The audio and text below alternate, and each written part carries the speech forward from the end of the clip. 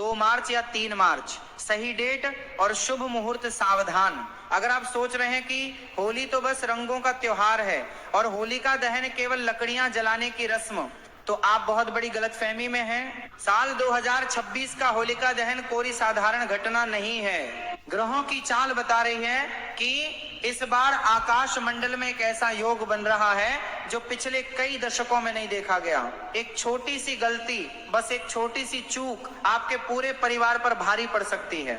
क्या होगा अगर आप भद्रकाल के उस जहरीले समय में पूजा कर बैठे हैं? पूरी जानकारी के लिए वीडियो को लास्ट तक देखिए और बने रहिए कि इस साल भद्रकाल का साया किस तरह से पृथ्वी पर बना हुआ है और होली किस दिन मनाई जब जाएगी। नकारात्मक शक्तियां अपने चरम पर होती हैं, क्या होलिका दहन 2 मार्च को करना चाहिए या 3 मार्च को?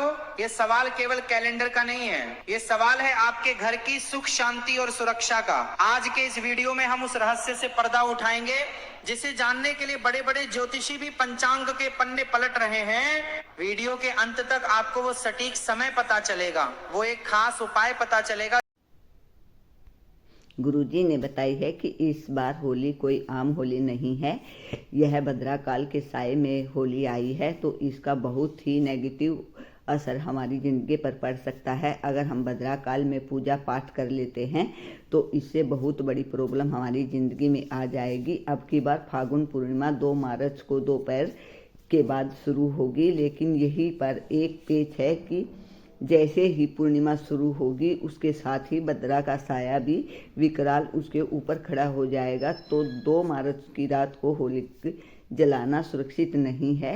हम इसे 3 मार्च का इंतज़ार करना पड़ेगा। इस रहस्य को सुलझाने से पहले आपको यह समझना होगा कि होलिका दहन कोई साधारण दहन नहीं होता है। इस समय पर बहुत सारी ऐसी शक्तियाँ पृथ्वी पर घूमती हैं जिसको हम खुद महसूस कर लेते हैं।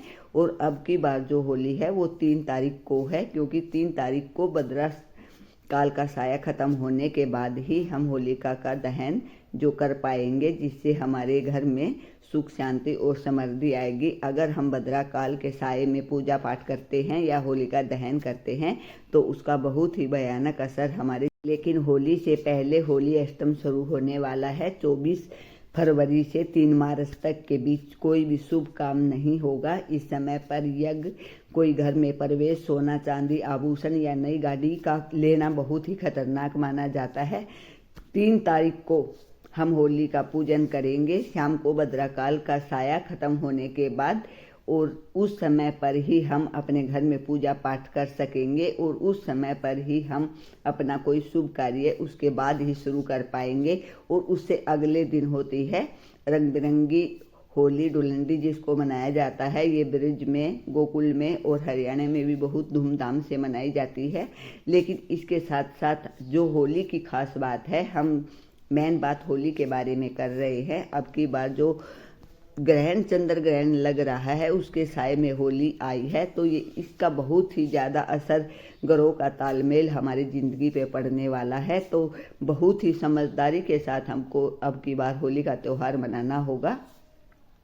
2 मार्च 2026 को पूर्णिमा तो है, लेकिन भद्रा का साया पूरी रात तक खींच रहा है। ज्योतिषिक शास्त्र के अनुसार स्पष्ट करता है कि चंद्रमुख में होली का दहन सर्वदा वर्जित माना जाता है। अगर भद्रा काल में कुछ ऐसा विशेष पृथ्वी में दहन किया जाए तो हो सकता है 2026 में ग्रहों की स्थिति बता रही है कि 2 मार्च की शाम को भद्रा का प्रभाव पृथ्वी पर रहेगा। ऐसे में जो लोग हड़बड़ी में बिना कुछ सोचे ही पूजा पाठ कर लेते हैं या होलिका दहन कर देंगे तो अनजाने में बहुत सारी जो बुरी शक्तियां हैं वो हमें अपनी ओर आमंत्रित कर लेंगे हम उनको, और हमारे घर में बहुत ज़्यादा कलेश और अशांति फैल जाएगी।